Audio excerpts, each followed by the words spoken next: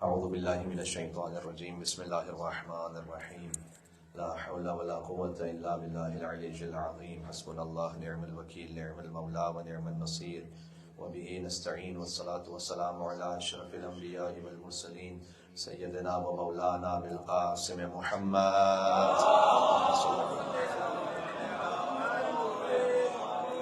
وأهل بيته الطيبين الطاهرين المعصومين الذين أذهب الله عنهم الرجس وطهرهم تطهيرا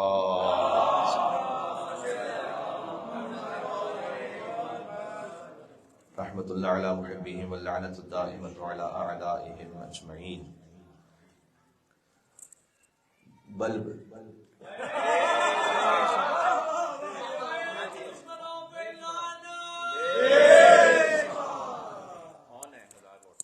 بلب کا پھٹنا مبارک ہو.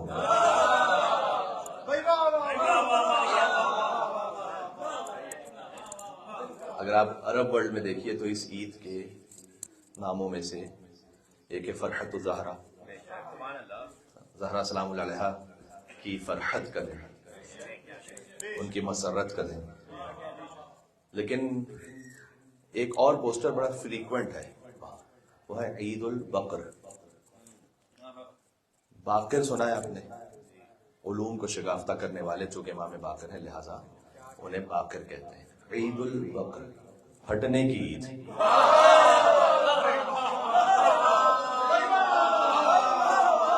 اس سے میری مراد پیٹ ہی کا پھٹنا ہے.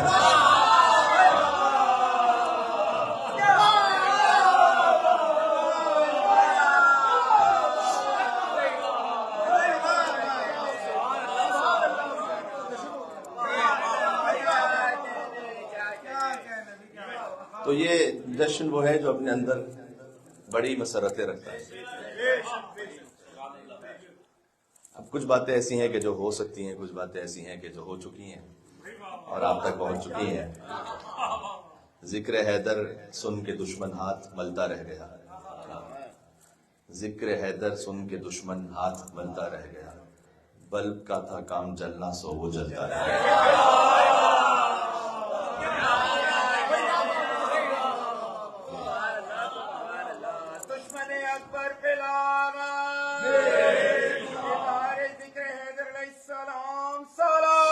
اللہم صلی علی.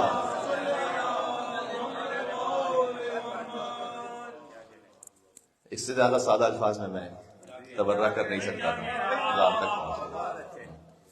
تو آل محمد علیہ السلام کے زمانے کے فرعون کے مرنے کی عید ہے.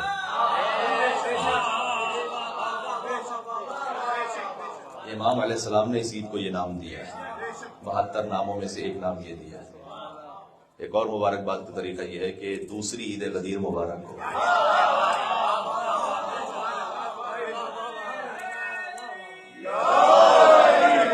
پہلی عید غدیر تولا کی عید ہے، دوسری عید غدیر تبرہ کی عید ہے. پہلے عید غدیر منسوب ہے مولا علی مرتضیٰ علیہ السلام سے، دوسری عید غدیر منسوب ہے بی بی فاطمہ الزہرا سلام اللہ علیہا سے. باقی عیدیں تو مسلمان بھی منا لیتے ہیں اور مومن بھی اور منافق بھی، لیکن یہ دو عیدیں ایسی ہیں اسے فقط مومن منا سکتا ہے، منافق نہیں منا سکتا.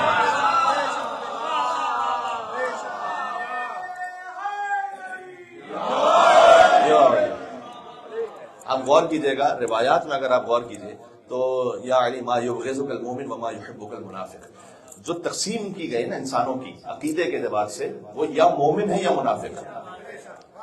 مولا علی سے مومن محبت رکھے گا اور مولا علی سے منافق بغض رکھے گا. درمیان کی کوئی کیٹیگری آپ کو روایت میں ملے گی نہیں.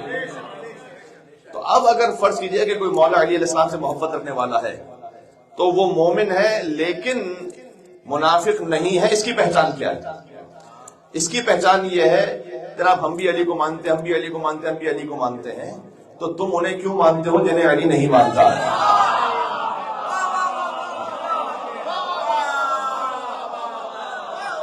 جو علی کو مانتا ہے تو اسے نہیں ماننا چاہیے جنہیں علی نہیں مانتے.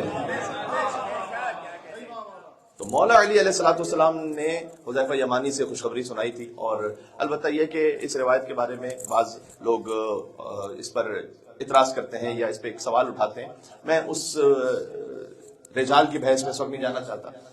تقطیع الحجہ بھی ایک پورا باب ہے. یعنی اگر روایت میں کچھ ایسا ہے کہ جو قابل فہم نہیں ہے، یا مثلا کسی اور قرآن کی آیت سنت سے بظاہر ٹکرا رہا ہے بظاہر، تو پہلے تو اس کی تعویل اور توجیہ کی جائے گی، اور اگر تعویل اور توجیہ بھی کرنا ممکن نہ ہو تو فقط روایت کے اس حصے کو چھوڑ دیا جائے گا، پوری روایت کو نہیں. تو اس بات کو سمجھنے کی ضرورت ہے.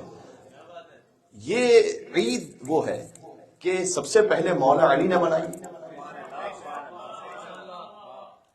قاتل زہرا کے مرنے کی خوشی میں، اور پھر چوتھے علی نے منائی قاتل حسین کے مرنے کی خوشی میں. دونوں 9 ربیع الاول ہیں.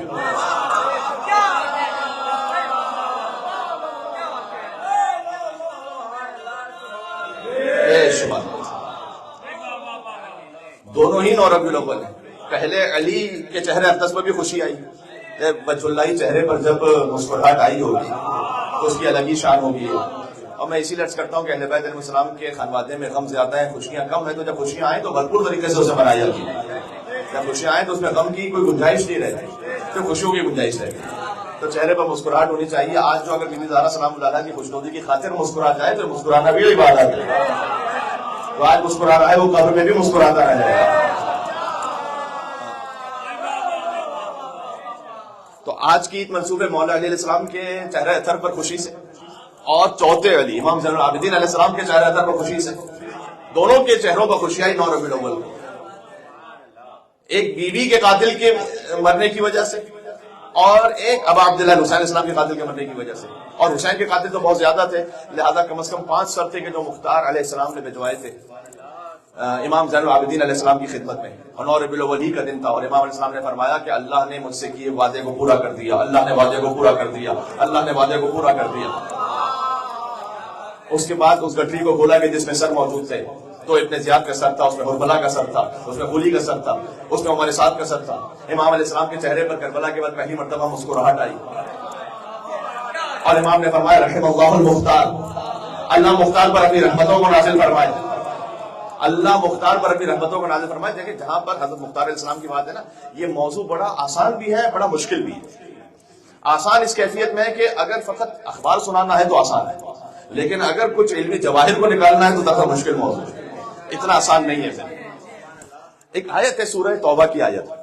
تو اللہ عز و جل نے قرآن تو رسول اللہ پہ نازل کیا، لیکن القرآن یجری کما تجری الشمس، قرآن ویسے جاری رہتا ہے. اس کا مصداق، اس کی تعویل، اس کی حقیقت، جیسے سورج جاری و ساری ہے، ہر روز نیا سورج نکل رہا ہے اور نئی روشنی عطا کر رہا ہے، ویسے ہی قرآن اپنے مصادیق ڈھونڈتا رہتا ہے، نئے نئے مصداق. حضرت موسیٰ علیہ السلام کے فرعون کا ذکر اللہ تعالیٰ نے قرآن میں کیا، اپنے زمانے کا فرعون خود ڈھونڈو. آل محمد علیہ السلام کے زمانے کا فرعون خود ڈھونڈو، کس میں وہ صفات تھی کہ جو فرعون میں، جو حضرت موسیٰ علیہ السلام کے زمانے کے فرعون میں. تو قرآن اپنے مصادیق بناتا رہتا ہے، لیکن یہ ہر کس و ناقص کا کام نہیں ہے کہ وہ مصداق کو متعین کر دے، اسے کلام امام کی روشنی ہونا چاہیے. تو سورہ توبہ میں آیت ہے کہ وَقَاتِلُوهُمْ، مومنین سے اللہ کہہ رہا ہے کہ ان ائمۃ الکفر کو، یعنی جو کفر کے امام ہیں، فَقَاتِلُوا ائمۃ الکفر، اس سے پہلے کی آیتوں میں کہ جو کفر کے امام ہیں نا انہیں مارو. میں حضرت مختار سنا رہا ہوں آپ کو. دیکھیں کوئی ایسا موضوع نہیں کہ جب آپ اسے ڈھونڈنا چاہیں تو اس کے ٹریسز آپ کو قرآن میں نہ ملے. تو فقاتلوا ائمۃ الکفر، کفر کے جو امام ہیں انہیں مارو، قتل کرو. یہ اللہ تعالیٰ مومنین سے کہہ رہے ہیں. آگے آیت میں فرمایا وقاتلوہم یعذبہم اللہ بایدیکم، انہیں قتل کرو اس لیے کہ اللہ چاہتا ہے کہ انہیں تمہارے ہاتھوں سے عذاب دے. اے میرے ساتھ آپ یا نہیں؟ اللہ چاہتا ہے کہ انہیں تمہارے ہاتھوں سے عذاب دیا جائے. اب وہ جو بہت سارے سوالات آتے ہیں کہ مختار علیہ السلام نے اتنی بے دردی سے کیوں مارا، تو آگ میں کیوں پھینکوا دیا؟ اللہ چاہتا تھا عذاب دینا مختار کے ہاتھوں سے. اللہ کی مشیت یہ ہے کہ ایسے عذاب دیا جائے. اللہ کہہ رہا ہے کہ انہیں اپنے ہاتھوں سے تم قتل کرو تاکہ اللہ تمہارے ہاتھوں کے ذریعے سے انہیں عذاب دے. اے پروردگار اگر تمہیں عذاب دینا تو بجلی ان پہ نازل ہو جائے، یہ مر جائے، کوئی طوفان آ جائے، کوئی ہلاک. اب میں اللہ کے لیے لفظ کہنا تو اس کی شان کے مطابق نہیں، میں سمجھانے کے لیے فقط کہہ رہا ہوں. مجھے اللہ سبحانہ و تعالیٰ کو بھی لذت محسوس ہوتی ہے کہ مومن کے ہاتھوں مارا جائے.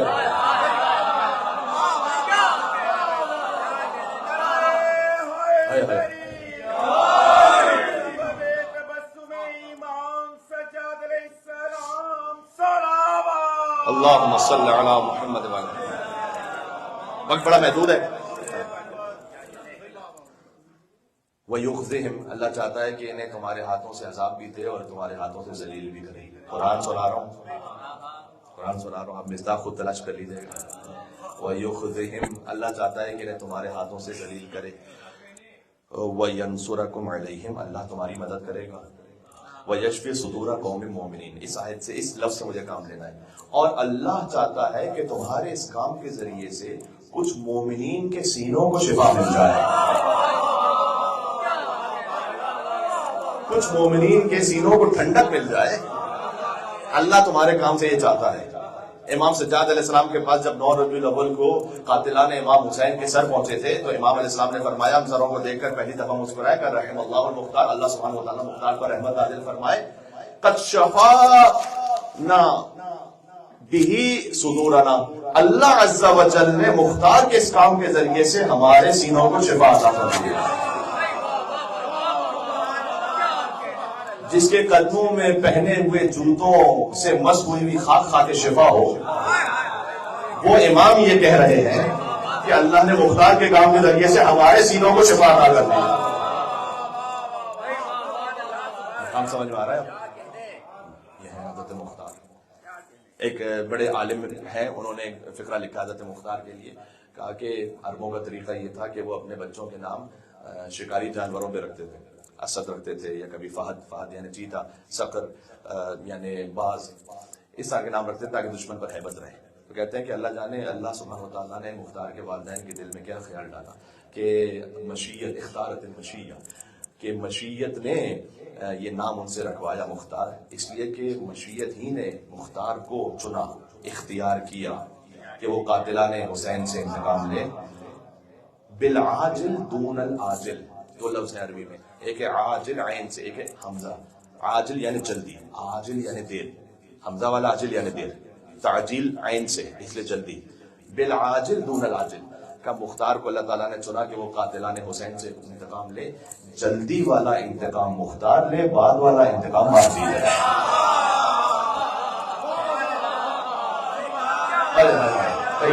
سلام اللہ علیہ. کیا بات ہے؟ اللہم صل علی محمد وعلی محمد.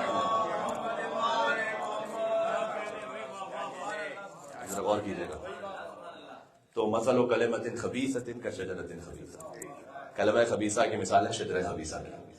اجتثت من فوق الارض، وہ زمین میں اگ تو جاتا ہے وہ شجرہ، لیکن ما لہا من قرار، اسے قرار نہیں ہوتا، اسے ٹھہراؤ نہیں ہوتا، وہ اکھڑ جاتا ہے. اچھا، ایک طرف ہے شجرہ خبیثہ، دوسری طرف سے امام ابو عبداللہ الحسین علیہ السلام مقتل میں جا کے دیکھیے گا آپ کو ایک عجیب فقرہ ملے گا. ابھی میں اس کو فضائل میں پڑھا ہوں، مسائل میں نہیں. اب عبداللہ الحسین علیہ السلام کے سینہ سر پر تیر لگا، خون جاری ہوا. انہوں نے اپنے دست مبارک پر خون کو لیا اور اسے آسمان کی جانب پھینکا اس خون کو، اور آیت پڑھی قرآن کی سورہ فاطر کی امام حسین علیہ السلام نے، الیہ یصعد الکلم الطیب. امام نے اپنے خون کو کیا کہا؟ کلمہ طیب ہے حسین کا خون، حسین کا خون کلمہ طیبہ ہے. الیہ یصعد الکلم الطیب، قرآن کی آیت ہے کہ اللہ کی جانب بلند ہوتا ہے کلمہ طیبہ. والعمل الصالح یرفعہ، اور اگر اس کلمہ طیب کے ساتھ جو عمل کرے تو یہ عمل اسے اور اٹھاتا ہے. اب سوچئے، الیہ یصعد الکلم الطیب، حسین کا خون ہے کلمہ طیب، اور جب حسین نے سجدہ کیا، عمل صالح انجام دیا، وہ خون اتنا بلند ہوا کہ اب حسین کے سجدے کے مقام کی خاک کھا کے شفا نہ بن جائے تو اور کیا بنے گا. تو حسین کے دشمن ان کا شجرہ خبیثہ ہے، حسین کا خون طیب ہے، الکلم الطیب. امام نے فرمایا کہ جب اسے آسمان کی جانب پھینکا، کہا الیہ یصعد الکلم الطیب، کہ اس کی جانب بلند ہوتا ہے کلمہ طیب. تو عید زہرہ دو مناسبتیں ہیں، میں نے عرض کیا، ایک مناسبت پر کچھ بات ہو سکتی ہے، ایک مناسبت پر بہرحال تھوڑا سا پردے میں بات کرنی پڑتی ہے، لیکن ہیں دونوں ہی مناسبتیں، اور دونوں کو آپ کو اپنے بچوں کو بتلانا ہے کہ انشاءاللہ جب ظہور امام ہوگا تو امام علیہ السلام پھر جب کھل کے اس مناسبت کو آپ کے سامنے لٹکا دیں گے.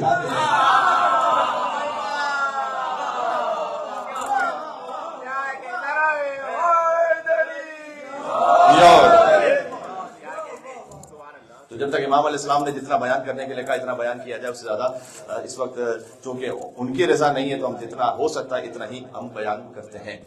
اور یہ یاد رکھیے گا کہ اگر کسی کے دل میں ذرہ برابر بھی ہمدردی ہے تو وہ یقیناً بے شمار ہے، اور اس میں کوئی شک نہیں ہے۔ چند مصرے تھے، میں نے کہا کہ اچھے مناسبت سے چلے آپ کو سناتا ہوں۔ امام غیب سے تشریف لانے والے ہیں اور یزیدیوں کو ٹھکانے لگانے والے ہیں، یزیدیوں کو ٹھکانے لگانے والے ہیں، شمار کرتے ہیں ان کا بھی بے شمار میں ہم، شمار کرتے ہیں ان کا بھی بے شمار میں ہم، جو نام قاتل زہرا چھپانے والے ہیں،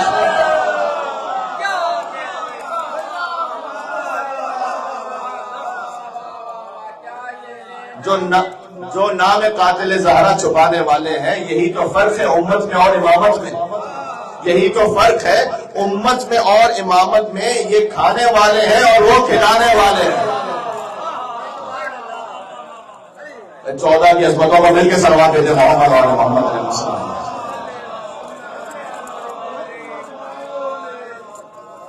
اس اعتبار سے مولا علی علیہ السلام کی ہستی بڑی مظلوم ہوئی ہے کہ امیر المومنین علیہ السلام پر سب و شتم ہوا، اور یہاں تک کہ عمر بن عبدالعزیز کے دور میں ایک یہودی آیا، اس یہودی نے آ کر دربار میں یہ کہا کہ میں خلیفہ کی بیٹی سے شادی کرنا چاہتا ہوں۔